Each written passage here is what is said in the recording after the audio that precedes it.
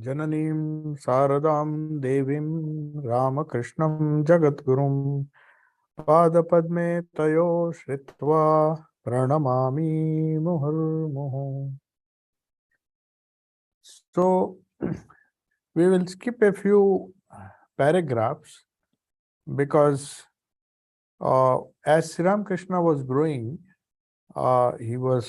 we discussed about his mental state when he was growing up, and his elder brother, wanted to educate him, and he sent him to a village school. And we saw how Sri Ramakrishna was not very keen, especially some subjects like mathematics, which, according to him, made provisions for one's secular life, but not for one's spiritual life. So he was more interested in art, enacting dramas, and he had a very natural way of schooling, which he imposed upon himself.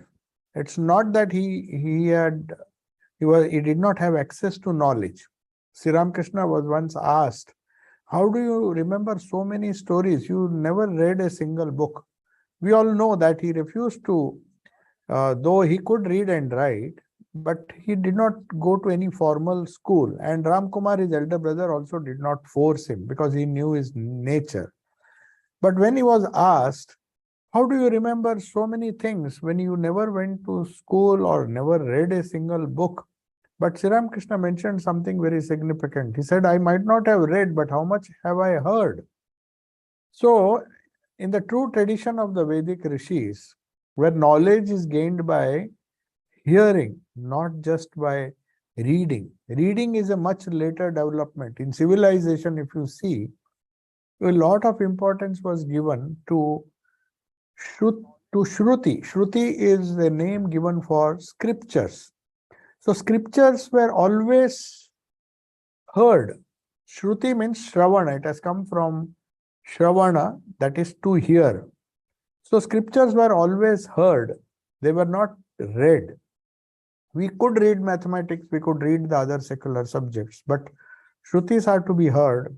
And especially when one goes to the Gurukula, or the teacher of spiritual knowledge, especially, whom the students called as a guru. He was the guru. He was not only responsible for teaching the secular knowledge, he might have had assistants, but the system of education was through hearing. So Shruti means to hear.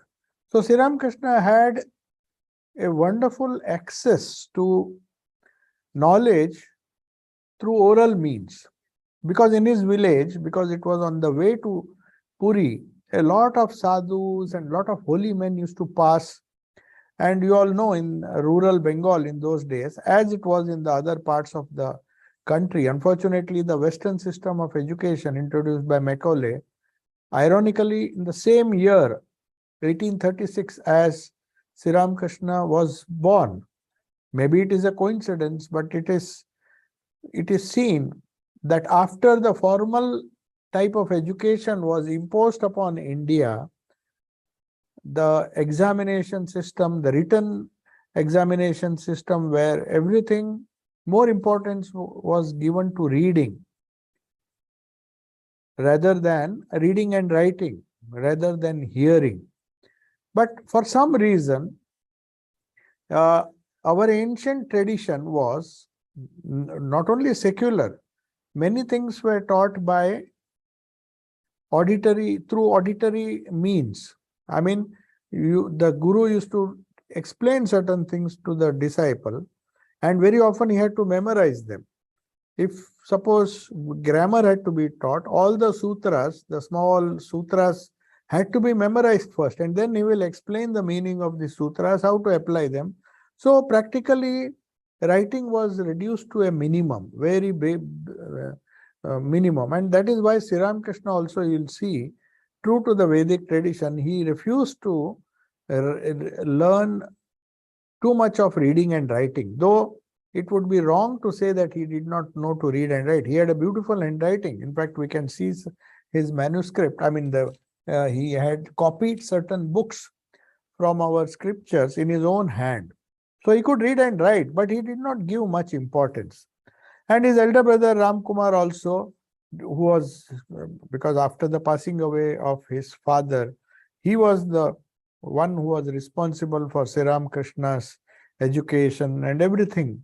So Ram Kumar was in Kamarpukur and earned not a he was by no means a well-to-do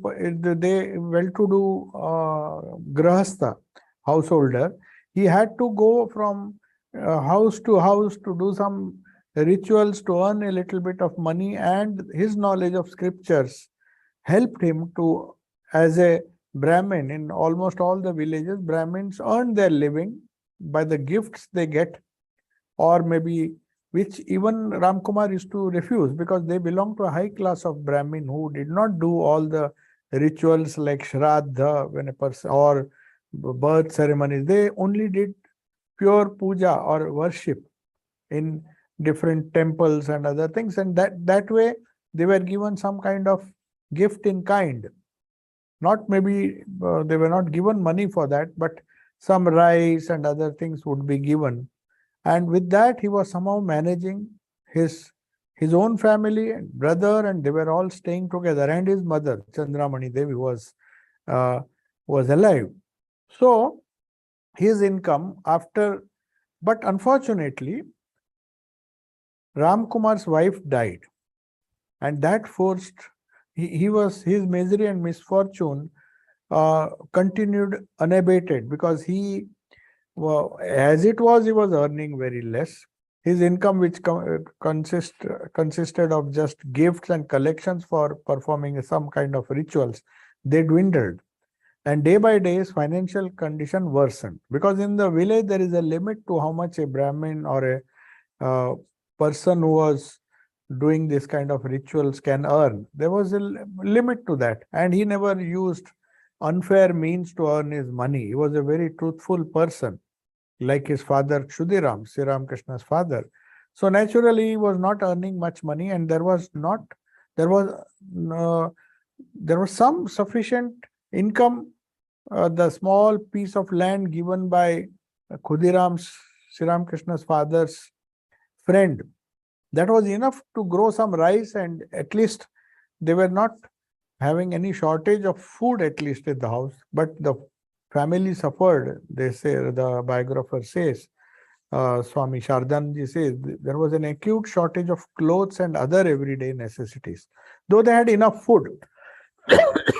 Moreover, his elderly mother, that is Chandramani Devi, and his motherless child, his wife, passed away in the meantime. And Akshay, who was Sri Ramakrishna's brother's son, and that his mother passed away. So he had to purchase milk for the baby, and the expenses were growing, and his debt increased day by day. So Ramkumar's friends suggested that why don't you go to Calcutta and earn some money for the family, since you can't earn it by living in Kamarpukur. So and moreover, the memories of his wife, his companion for 30 years, he was married for about 30 years, but he suddenly lost his wife. So that also was one reason why he thought that the memories of his wife's presence permeated the whole house. She was looking after the household so nicely. So he was, perhaps those memories were haunting him. So he thought he might have peace of mind if he left Kamarpukur. So the discussion was, they had a discussion in the family whether he should go to Calcutta or Burdwan, which was another big town where it was a better place to earn more money. Finally, his friends said, you can go to Calcutta, because there you will get some opportunity to earn some money by your ritual, by puja and other things. And they said that some of their relatives had already gone there and were and their financial condition had improved. So Ramkumar's friends, because he was a very noble person, he had a lot of friends. And he said that if other people can go to Calcutta and earn money, you have so much of intelligence, learning, and the quality of character which he had, they knew that he will do much better. So soon after his wife's death, Ramkumar handed over the responsibility of the whole family to his younger brother Rameshwar, who was, of course, Sri Ramakrishna's elder brother, the middle brother. And he opened a Sanskrit school in Jamapukur area. That building still exists. It's in Calcutta, Jamapukur area. So that is where he went, and he thought that if I open a small school for teaching Brahmins, the knowledge that was imparted was how to do certain rituals. So Brahmins' children used to come, and that was their source of income. So the death of his wife forced him to go to Calcutta. Now, as I said, Sri Ramakrishna's education had to be halted for two reasons. First of all, he was not interested in reading and writing, as I said just now. True to the Indian tradition, he said once that I may not have read books, but how much have I heard?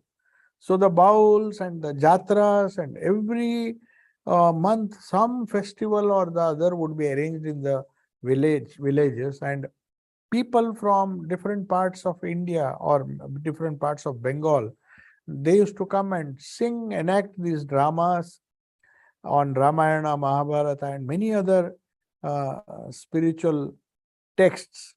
They would come, and through that oral tradition, even illiterate people would have a huge fund of knowledge. So that is how the tradition of these so-called wandering singers, bauls are known as wandering singers. For a little food and little money, they go from village to village, and using their talent, they spread the wonderful ideas of the scriptures. So that was a tradition in Bengal, and because of that, no matter, even if you did not go to school, one could get a lot of knowledge by participating eagerly in these dramas, sometimes musical dramas, and sometimes bauls would simply sing songs with deep meaning. There's so much of tradition, the local tradition, where in the local language, most of the scriptures and also the essence of the scriptures, Ramayana and Puranas, would be explained in the local dialect through music very often, and the children found it easy to remember. That is how the education system ensured, the education in the sense, the education system which India had evolved over centuries.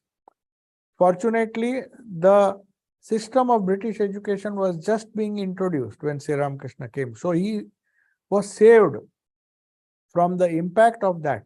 That is why Swami Vivekananda said, my guru or my teacher had access to, he learnt all his knowledge came, first, it was first-hand knowledge which came by contact. His university was nature. So it is naturally people used to come, singers used to come, and he would observe things around him in Prakriti. So nature was his university. His university was a very, he had the most original system of education. That is why his knowledge was also original. But Swami Vivekananda says, unfortunately, we were educated under a system which gave us only second-hand knowledge. The knowledge which was written by somebody in some books, and we were supposed to memorize them, remember them, try to understand them if possible, and reproduce them in the exams. So he says we are just echoing or reproducing things or knowledge which is second-hand, not direct knowledge. The knowledge which comes directly through word of mouth. That is why our scriptures insisted on knowledge transmission through an oral tradition known as Shruti. So that is why, in that sense, if you see, Sri Ramakrishna had access to the best type of education, which was, so it would be wrong to say that because he refused to go to school and because his elder brother Ramkumar had to, was financially burdened and he had to leave Kamarpukur and nobody took care of his education. That is what most people feel. But Sri Ramakrishna himself clarified once when somebody asked him, "You didn't go to school, you have not read books. So how do you remember all these things?" He said, "I may not have read, but how much have I heard?" So right from childhood, he had a wonderful, phenomenal memory, like his mother. And we also know how Swamiji's mother, Bhuvaneshwari Devi, she never went to school, but she could remember verses from the Bengali Mahabharata. There are many versions of Ramayana and Mahabharata which are written in the colloquial language. So she could reproduce many passages, many of the stories. Mostly these verses from Ramayana and Mahabharata were in verse form. It was musical. So hearing that musical recitation by wandering monks, by wandering minstrels who used to go from village to village, the whole country was full of these noble values. And that is how the education system uh, imparted knowledge to successive generations. So it would be absolutely wrong to say that his means Sri Ramakrishna's Gadadhar's education had to be discontinued because his elder brother was forced to go to Calcutta, though he started a school there.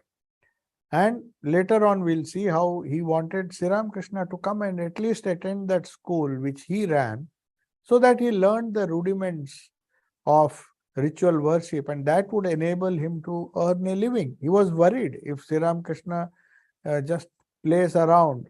That's what he was doing. He was enacting dramas, he was participating in almost all the wonderful cultural activities of the village, but at the cost of education. And mathematics was something he did not like, arithmetic, because he thought it was a very, very secular or a worldly science which would not enable him to reach the goal of life.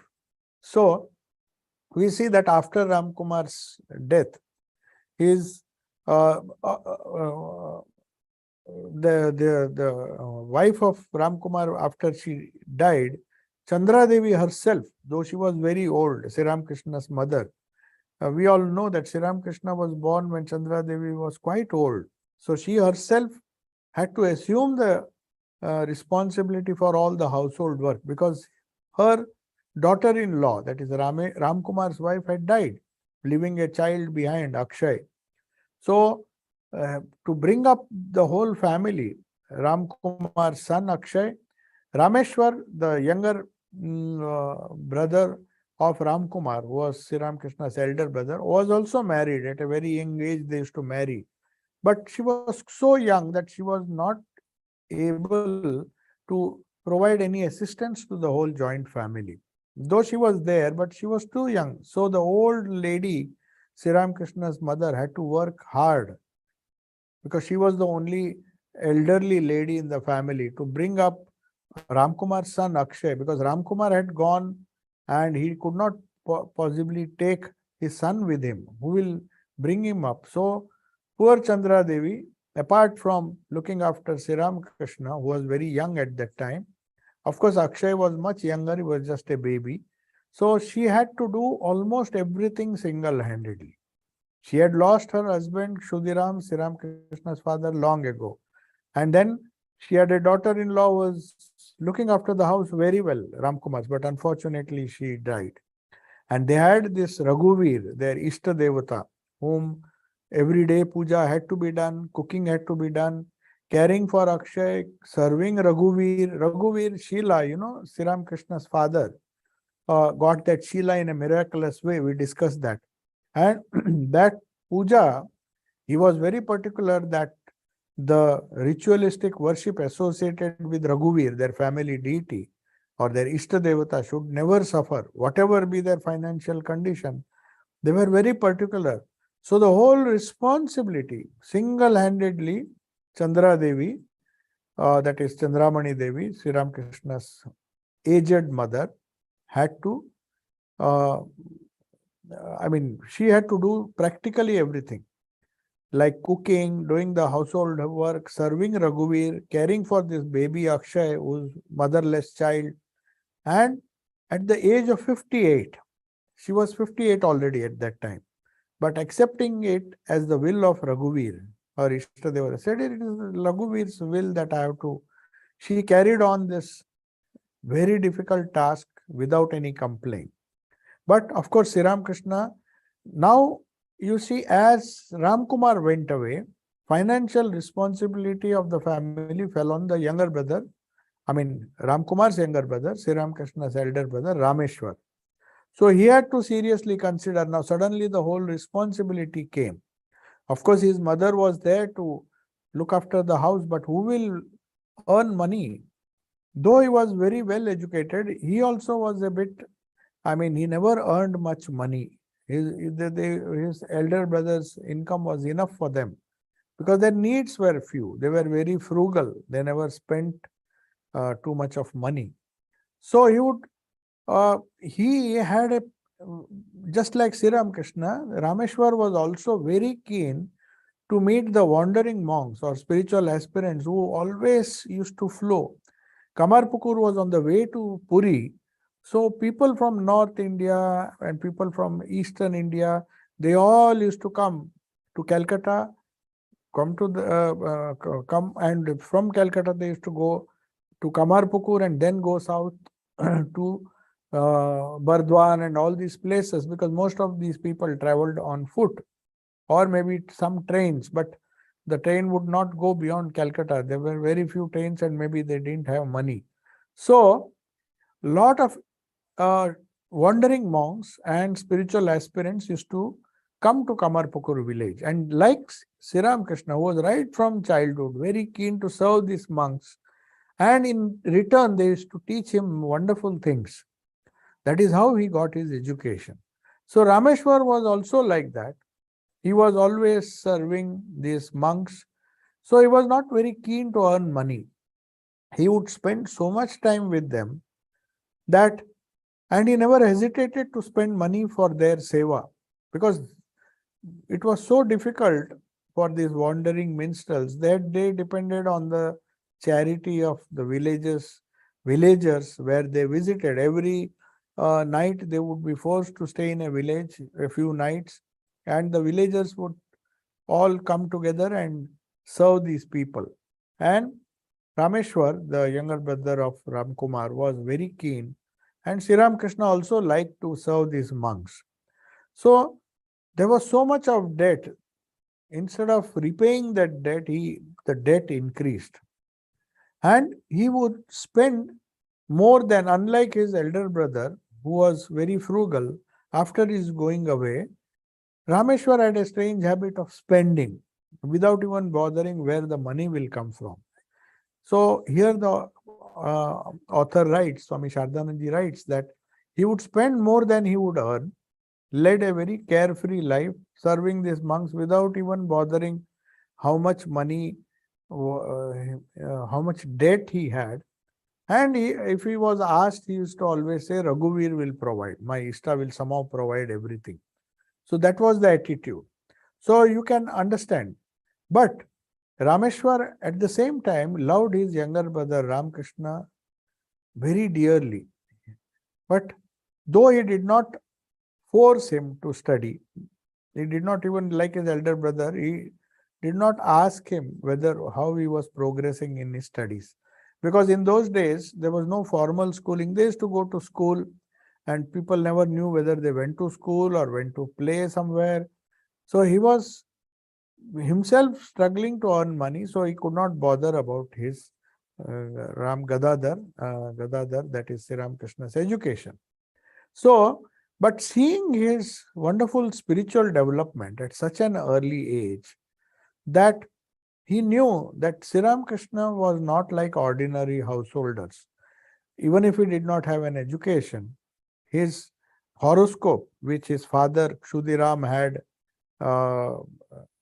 nicely written, or with the help of other astrologers. So a horoscope was made in which it was said that he will become a spiritual leader of men. So Rameshwar was firmly convinced that whether he studies or not, he saw how the women and men of the village, they trusted Gadadhar so much, they loved him as their very own, though he was very young, just as we see in the life of Sri Krishna, how the whole village where he grew up, including his foster mother Yashoda, everybody liked baby Krishna. So here also he was loved by everybody because of his noble nature, pure and noble nature. He knew that such a person will never suffer in life. So he was sure, though he might not get the right kind of education which uh, helps a person earn money, he knew that somehow this, he had tremendous faith in the spiritual future or the spiritual capacity of Sri Ramakrishna. So Rameshwar was more focusing more on how to maintain the household and earn a little money and serve the sadhus who used to come there. But he had no concern. I mean, he was not at all worried about Sri Ramakrishna. He had a firm faith that Sri Ramakrishna was born to be a spiritual leader of men, and somehow he will look after himself, or mother will look after him. So now Gadadhar was 13 years old now. So when Ramkumar left for Calcutta, Gadadhar was just 13 years old. From that point forward, he was practically without a guardian because his elder brother Rameshwar was not keen and he was free. After Ramkumar at least saw to it that tried to tell him to go to school and learn certain things. He was teaching him some rituals so that he can earn a living when he grows up. But Rameshwar was not bothered. So what was the mental condition of Gadadhar now? Swami Shardanandji analyzes. You see, this is such a wonderful book. It is a story of the spiritual evolution of a avatara, but as Swami Shardanandji said earlier, that when you deal with a biography of an avatar or a great spiritual person, you should not neglect the human aspect also. If you neglect the human aspect, then human beings cannot get any inspiration from such a life. If everything is divine, as you normally see, people are very happy when they'll hear about the glories, the spiritual, the miracles. People are more attracted. The miracles in the life of incarnations like Krishna, Rama, we hear stories. But Swami Shardanandji says the mistake that the biographers did in the case of previous incarnations, even Chaitanya Mahaprabhu, so much of importance was given to the miracles that they committed, the divine visions that they had. So a gap is normally created between a devotee or an aspirant and his Ishta. We say, oh, he was an avatar, for him everything is possible. Oh, how can we imitate him? That's the problem. But Swami Shardanji says, no, every incarnation comes with self-imposed human limitations. He also suffers from hunger. He also suffers from poverty. He also struggles. So many things happen in his life, which happen in other people's lives. The death of his elder brother's wife, and the old mother having had to work hard at the age of 58 to look after a family, a very big family. His elder brother not taking not any interest in earning money. So these are all common problems faced by uh, other householders. So the householders get an inspiration from the human side of the incarnation. For advanced spiritual aspirants, the spiritual side of an incarnation may be more important. But for a person who is struggling to earn a living, for them, the human side of the incarnation's life is more interesting. They think if Holy Mother could do this, she could struggle so hard to bring about, to look after some of the family members who were very difficult to deal with because of their mental state. They were mentally not okay. So many people, she did not dump them, or she did not hesitate to take the responsibilities of Radhu and other people. So also Sri Ramakrishna's life. When problems came, Chandramani Devi, though she had lost her husband long ago, and also the daughter-in-law who was taking, they did not hesitate. They showed the world, I mean, the divine drama or Leela Prasang as it is known, the divine play of the Lord, is not only to strengthen faith in the divine aspect of the incarnation, but also the human aspect. So, here Swami Shardanand is trying to explain what was Gadadhar's mental condition, not as a spiritual person, not as an avatara, but as every young child, a child of say 13 years. Every householder has to deal with children who are of that age. And when they grow up, what are the pains that they feel? What are the difficulties that they encounter? So also we here in this life, according to Swami Shardanandji, Gadadhar's mental condition is necessary. It is necessary to make a study of his mental condition, thinking that he is human. If you think he is a divine incarnation, which is true, obviously, then you can say our children, what can my son or my daughter get inspiration from Sri Ramakrishna's life? He was an incarnation, so for him it was very easy. My children, can they learn? No. He says Gadadhar's mental condition and his activities, the way he handled his own life, the maturity that he showed, all these things should be taken into consideration. So, right, Swami Shardanji says in this particular paragraph, he has given a heading, Gadadhar's mental condition and activities. I mean, he studies, the play and whatever he did in early youth, that is the age of 30. So, he says, from his early youth, Gadadhar had a keen insight that helped him to reveal a person's character. He had sometimes, he knew whom to trust.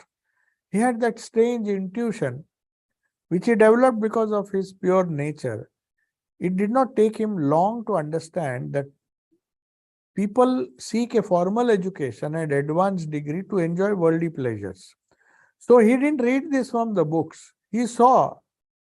See, that's why Swamiji says his knowledge was gathered from the University of Life, University of Prakriti. He did not, neither his elder brother nor his both the elder brothers or his father was of course not there, nor his mother. In fact, they were encouraging him to earn money and get some kind of secular education. So, but now after his brother left, there was nobody to tell him anything. But he had a wonderful insight. So he knew what was behind the motive. What motivates people, what motivates parents to tell their children to earn more money and give a different kind of education and neglect their spiritual life or spiritual education. So he noticed that though most of the people whom he saw, this is wisdom gained through experience, through observation. That is what Swamiji means. Swami Vivekananda, when he said his university was nature. So he just had to look around him, use his wisdom, as we discussed last time, how to develop this buddhi. Dhiyo yona prachodayata. Where does that buddhi come? The capacity to take the right decision, the capacity to, the wisdom to take the right decision, to avoid suffering. All these things, nobody taught Sri Ramakrishna. Because if your dhi is developed, because of your pure life, because of your upbringing, of course his father and brother, they were all very truthful people. So he got the best kind of education. So he said, he noticed that the people who enjoy worldly pleasures with their hard-earned money, they were not necessarily truthful. They were not necessarily men of character. And he saw they earn their money by unrighteous means. Then he compared it with his own father. That is what Swami Shardanji says. He said, my father was a great person. Everybody respected him. He was poor. He was not rich. But he had this truthfulness, strength of character. righteousness. So he understood that this is what is desirable. So you don't need a teacher to tell you all these things. His observation was so sharp. Here Swami Shardanji says did not take him long to understand who was right.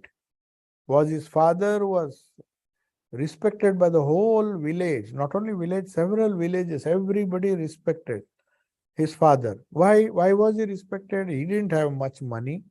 Then he saw people who have, in fact, a lot of money, which they earn by dishonest means, they are not respected. People don't even care for them. So he saw, blinded by selfishness, how some members of a village family in his neighborhood quarreled and entered a legal battle over property. And then they said, this side is mine, this side is yours. So he used to give this example. He said, God laughs when two brothers fight, saying, this side is mine. God says, all the property is mine. Now you create a fence and then quarrel and fight with each other. So all those things he saw, people are quarreling for trivial things. He could not understand why these things are happening, because he did not see his father doing the same. He would rather speak the truth than speak untruth to survive. So he even left his village. So he saw all these wonderful uh, actions of his own and the wonderful character of his own father. So he also Swami Shardanji says, he saw that people who struggled and quarreled and fought with each other, after a few days, he saw how death snatched them away. Then he said, what's the use? They fought all their life with their brothers, and then finally they die. Property is still there and they are not able to enjoy them. He says Gadadhar witnessed these events. He clearly realized that money and this desire for enjoyment are the main causes for suffering in human life. So no wonder, Swami Shardanji says, that he became indifferent to a money-making education. He decided to be content with plain food and clothing as his father had been. His father, even his elder brother, who went to Calcutta, no doubt he went to earn a little money, but not for luxury or anything. He just wanted plain food and clothing for the entire family. So he had realized by his father's own example and the people around him who are to be imitated. Whom should we imitate? Who are the people whom we should follow?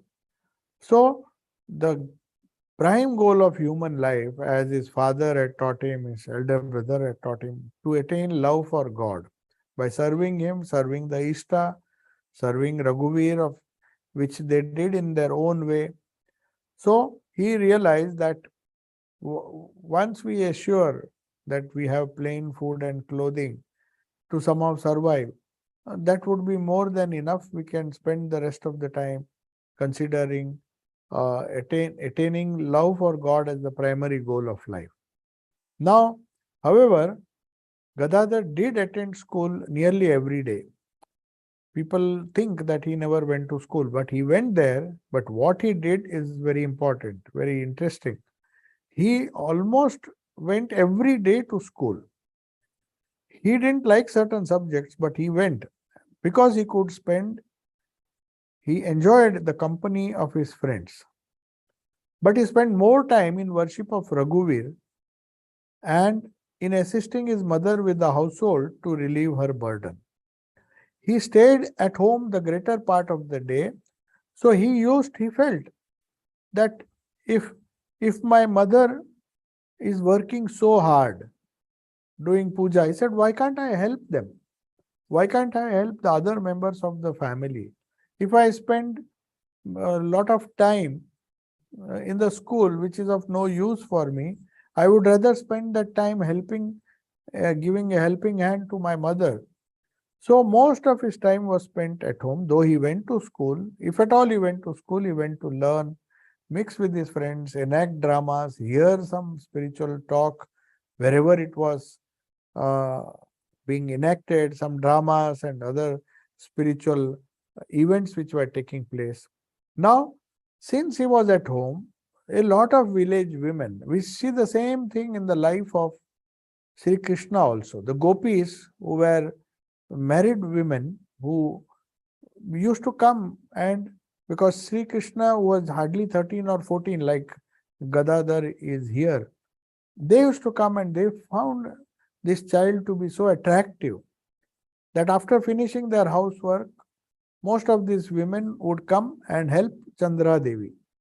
Their intention was not just to help, but to have the company of Gadadhar.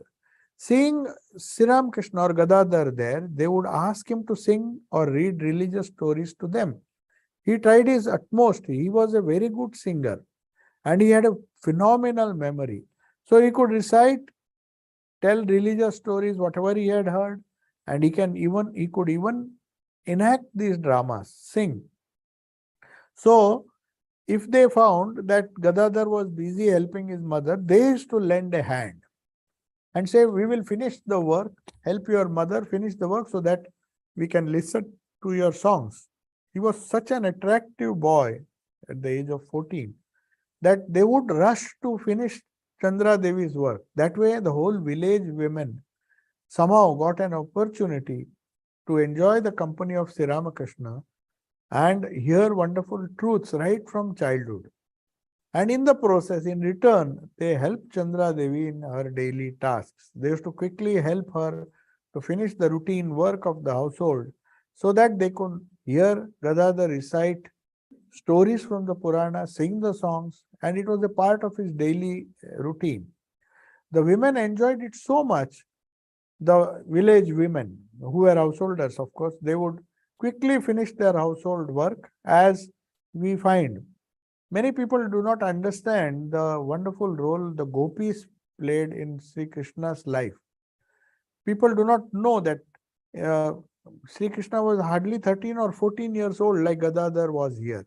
And these women were somewhere in their late 50s, 40s, including Radha. They were all women who were already married and had their children who were as old as Krishna. And they came, the gopis came, just as these children, these women of Kamarpukur used to come to Chandra's house, Chandra Devi's house.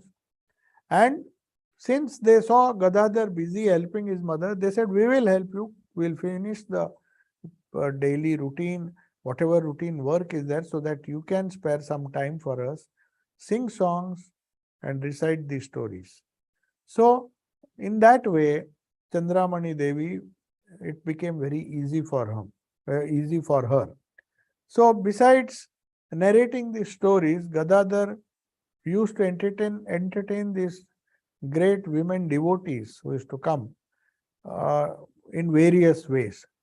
In Kamarpukur, in those days, Swami Shardanji says, there were 3 yatra groups. Yatra groups means they are very talented people from the village, young and old, who would play different roles. And they would master some story, some very moral or very inspiring spiritual story, and enact this. These groups would be enacting these dramas, not only in Kamarpukur, their own village, but in other villages. And people from other villages had similar groups who used to come and perform here. And then there was one baul, that is, bauls are people who sing these songs and move from village to village. And a couple of kavis means poets, who would sing their poetry and through the poetry transmit knowledge. So there were many Vaishnavas who would read the Bhagavata, sing kirtan in their homes every evening.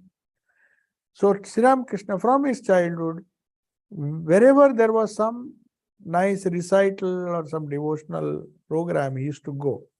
And the greatness of his was that he could commit everything he heard to memory, because his mind was so focused. He could remember even if he heard once.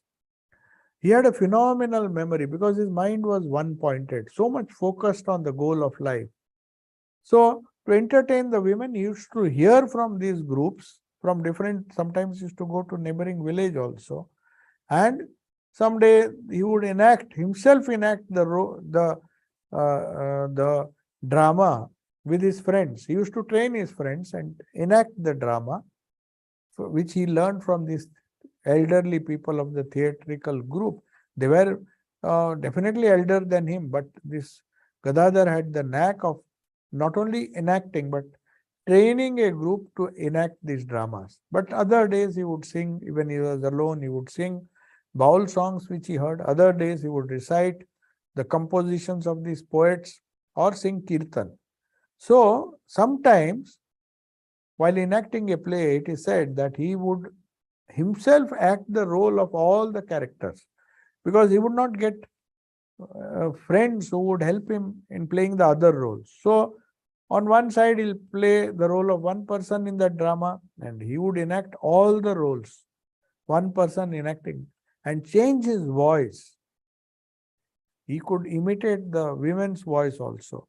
He would change his voice to suit each character. So if he noticed that his mother or any other woman was depressed, he would portray the role of a clown from a play or mimic the particular manner and make them burst into laughter. So he was such a wonderful person that when he saw his mother or somebody depressed and morose, he used to choose some nice incidents from the play where there is a lot of humor and laughter, and then change their mood. Like a clown, he would sometimes act like a clown and make them laugh.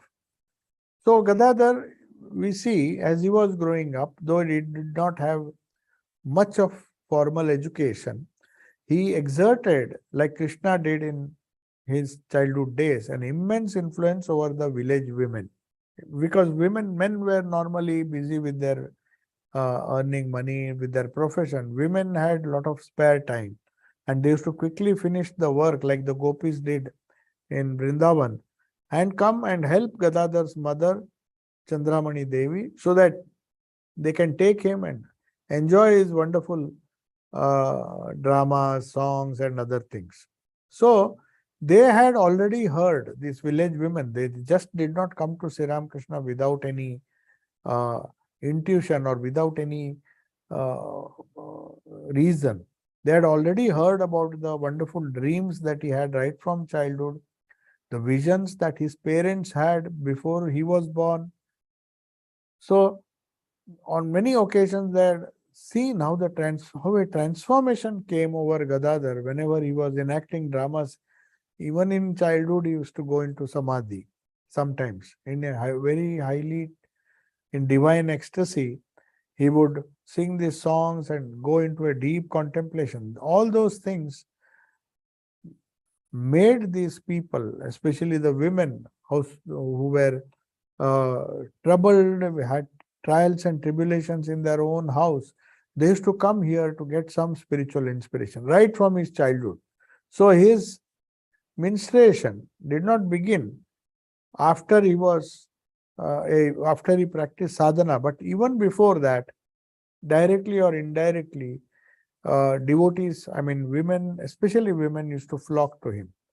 So his devotion to God, his passionate enacting of the Puranas, his sweet singing, his simple loving behavior towards these women, what did it do? It aroused a kind of unique devotion and affection in their hearts.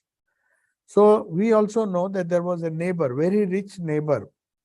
See, Sri Ramakrishna, throughout his life, if you see, there were a few caretakers. In Bengali it is known as Rasaddars.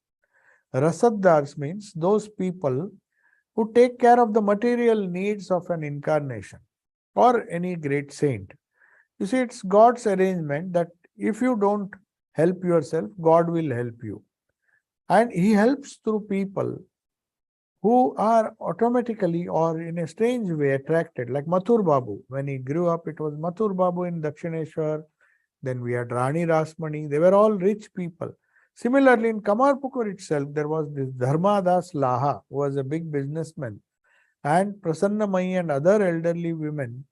They had experienced. Why did they come and help this family or served Sri Ramakrishna? Because they had seen the manifestation of Gopala, Krishna in Gadadhar. They had some strange visions. That's why they loved him more than their own sons. When Sri Ramakrishna's Upanayan was to be performed, his father did not know what to do, because he in a Upanayana, and when you do that ceremony, when the Gayatri mantra is given by the father to the son, you have to invite a lot of Brahmins, feed them. He thought, I don't have enough money, so I should do it in a very simple way without announcing. I'll just give him the Gayatri mantra. But Dharmada said, no, this is his Gadadhar's thread ceremony. So it should be done with full grandeur. I'll take care of all the expenses. So you see, this Dharmadas, Prasannamai, and all the elderly, some of the elderly, wealthy people of Kamarpukur loved them more than they did their own sons. They loved their own sons. So the younger women believed, these were elder women and elderly men like Dharmadas. But the younger women and the younger boys felt that, like Krishna's companions, they believed that he was a part of Krishna, and they had the same bhava with him as Krishna's friends had with him. So most of the women, they were Vaishnavas. They had a simple imaginative faith, and they thought that this is our Krishna. Ramakrishna, it's the same Krishna whom Vaishnavas love. They thought this is a manifestation of that same Krishna. So they were attracted with that. And he was endowed with these divine qualities. They had firm faith. These qualities cannot belong to an ordinary person. He was God himself. So they had that kind of faith. Many of these younger women and younger men. So on the basis of this faith, they freely mixed with Gadadhar and sometimes went to them with their problems, confiding all their thoughts to him, often asking for his advice, and they tried to follow it. So Gadadhar also, even from that young age, he was so wise, his wisdom was so perfect that he would solve these problems. Even the big Pandits, when they argued, sometimes he'll go and just give a wonderful piece of advice. So that is how you will find that Sri Ramakrishna, right from the first part of the great master is, or the divine play of Sri Ramakrishna is known as Balya Leela. The Leela that he enacted or he played out in Kamarpukur as a child. Before he became he was in his late teens when he started sadhana. That is the second part.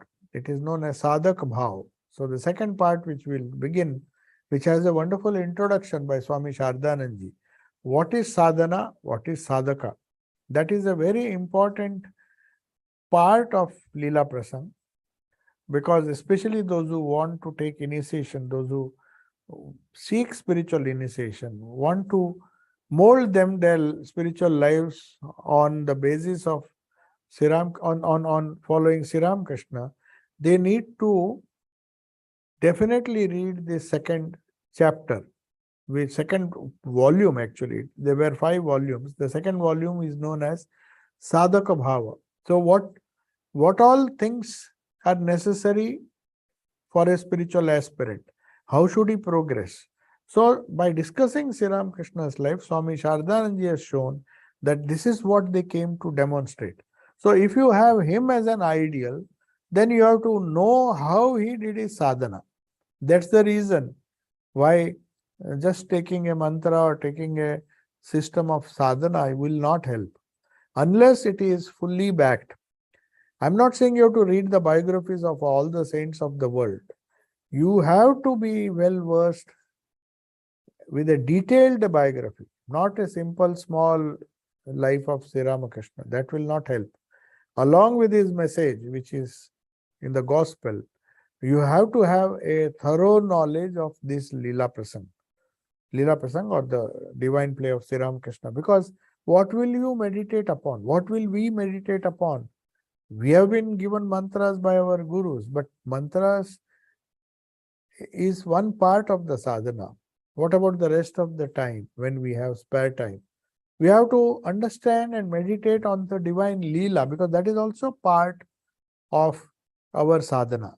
So to understand that, we have to read the second volume, which we will do after we are not not yet completed this childhood days. They are also very important, because when we meditate, when we train up our own children, when householders ask so many questions, so many of the questions are answered.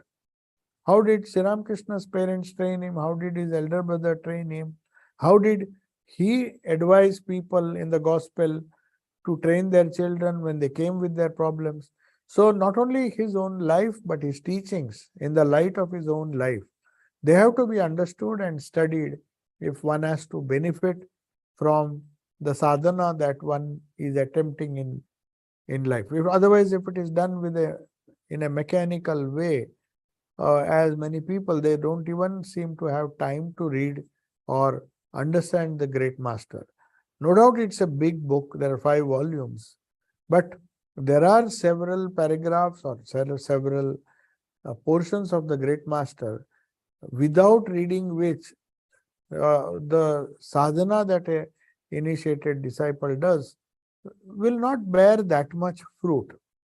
That's why, though the biography is insisted that one should read the biography before taking the mantra of that Ishta.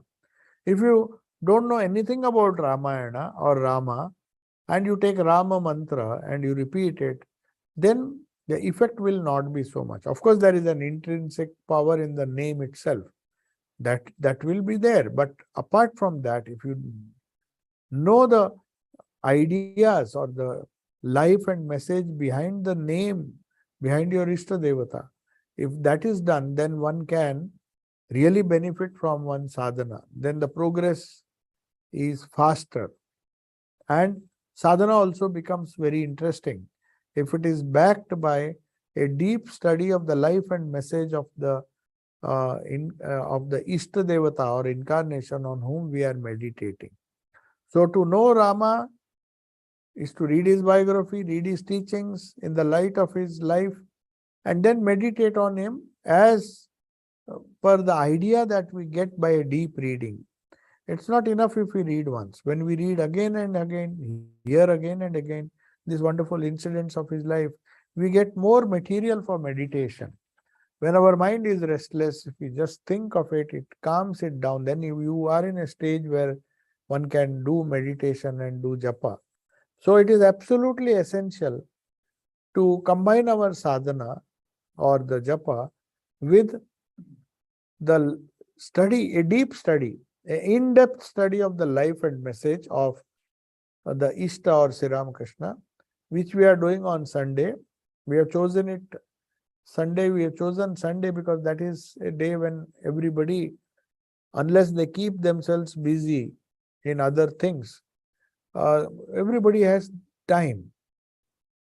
It's futile to say that we don't have time. Most of the people can definitely spend at least 1 hour, not just to listen to this talk, but even if they spare 1 hour by just reading or hearing the great life of and message of Sri Ramakrishna, then the sadhana that they do or they have been doing, if they have been initiated or if they have followed Sri Ramakrishna for a long time, that will have a greater impact if one studies, because it is not just a biography that we are reading. It is a manual on how to live our life based on Sri Ramakrishna's own life and the people around him, how he behaved with people around him, how he trained his disciples who were like children. So all these techniques, all these wonderful stories, all these wonderful thoughts, and his message, of course, as it comes to us from the gospel, these are the essentials, you can say, before we embark upon our spiritual life. So I'll just then conclude. There are 3 questions. Let me see. I don't know if I can answer all. One of the questions is, does an incarnation avatar have the same kind of physical body as a normal? Yes, that's what they say. But there is a saying in the Vaishnava scriptures that everything about him is divine. That is out of devotion. But if you see, they are biologically, they have the same problems. They suffer from the same disease. Sri Ramakrishna died. Swamiji had diabetes, Swamiji had so many problems. So biologically, their body is the same, but it is definitely purer. They have a purer and sattvic body. In fact, Swami Vivekananda once said, if we have seen how Sri Ramakrishna's body would be as soft as butter. It was so full of sattva. It depends on which incarnation. Sometimes it has to be full of rajas, like Sri Krishna's life, if we see. So we don't have to think that they had something extraordinary material. I mean, their body was made with some special material. No, it's just the same skin and bones, the same way, all the biological phenomena. But as I said, because of the purity, because of their wonderful natural purity, everything is sattvic about them. Yes, that is one answer. And there is one more question. Regarding incarnation from the sources, Buddha and Thakur and their existence on earth is known. But what about Sri Krishna? How can we realize his human aspect compared to those avatars? Yeah, human aspect is there. If you see most of the biographies, it is only that there are some biographies which always deal with miracles. But if you see, there is Bhagavatam, there are so many other scriptures, other sources, where Sri Krishna's human nature, how he behaved with people, how he dealt with his friends, with his father, his mother. You see, he was a statesman, how he behaved as a king. So there are so many things. The human nature is there in his biography. Only we need to focus on them and not just focus on the divine aspect. Krishna's miracles, killing of demons, and those are not so important as his own character. What was the characteristic of his life? So to understand Gita, as Swamiji said, Sri Krishna's life was his greatest message, to understand the Gita. If we just keep reading all the miracles and the great things, one cannot benefit too much. So we have to take every aspect of his life as it is described. Maybe 1 or 2, 3, 4 sources are there. Krishna, there are so many sources. Each of them are very authentic. Bhagavatam is there. Bhagavad Gita itself and Mahabharata, you will find Krishna. So these, whether they are, because once Swami Vivekananda asked Sri Ramakrishna, said, how do I know if Sri Krishna was historical? Because others I know, Buddha was historical, but whether, then Sri Ramakrishna scolded him. He said, why do you think, say for example, he was not historical. Imagine a person who has created that character. He himself must be a great spiritual giant. Otherwise, how can he conceive of such a great life? So, if in somebody's mind, whether it is true or not, whether it really happened 100 years, 1,000 years ago or 5,000 years ago, it really doesn't matter. These lives have an eternal value about them. Whether somebody was born as Krishna or Rama or any of the avatars or Buddha or any other avatars from other religion, the fact is that proving that they were historically true doesn't solve any of our problems. It is the quality of the life, the message that the incarnation has given to the world that is more important. So that is the answer. There's last question I'll answer and then we will conclude. Sunday is amazing satsang learning time. Thank you. Yes, Sunday is amazing because it's a holiday and everybody seems to be in a relaxed mood. Of course, one should be relaxed on Saturday as well, unless one is busy with his career. Normally, Saturday, Sundays, weekends, at least 1 hour, if one attends the class, can be spent usefully. We have 24 hours. So many things we do. 8 or 10 hours, we can take rest. 12 hours, sometimes 16 hours, no problem. Sunday is meant for rest. That is the 2 days we get for extremely busy people. But people who feel, means not only keep themselves busy during the weekdays, they keep themselves busy by having more activities on the uh, holidays, the weekends, which exhaust them all the more. And with the hangover or whatever it is, on Monday they find they are not strong enough to face the whole week. Then for them it's a continuous struggle. So it depends on how you use your Sundays, how we use our Sundays, which are for working people, at least for people, for people like us, every day is like a Sunday. But for people who are really busy, as Sri Ramakrishna said once, I think householders who have a very heavy load on their head, God is more gracious. If there is a if, he says, if they use whatever little time, even if they repeat the name a little bit, do a little bit of reading, God is more gracious because he knows that there is already a heavy load on their head, and in spite of that, they are finding some time. That is the if, he said. God is more gracious not just because they are working hard. Working hard, in spite of working hard, they are able to get some time for their real welfare, for their real spiritual evolution. That's the idea. So I'll conclude. There is one more question if I have time. I think I don't have time. No, there's no question. There's just a thank you. I will conclude. We are now, as the days are becoming, nights are becoming lengthier and lengthier, and days are becoming shorter. We might change when the clock changes in sometime in October, I think. We might change the timing, especially on Saturday and Sunday. We can afford to shift the timing from 7 to a bit early, so that say 4:30 or 5:30, we will announce it when it comes to that. Om Shanti Shanti Shanti. Hari Om Tat Sat Sri Ramakrishna Arpanamastu.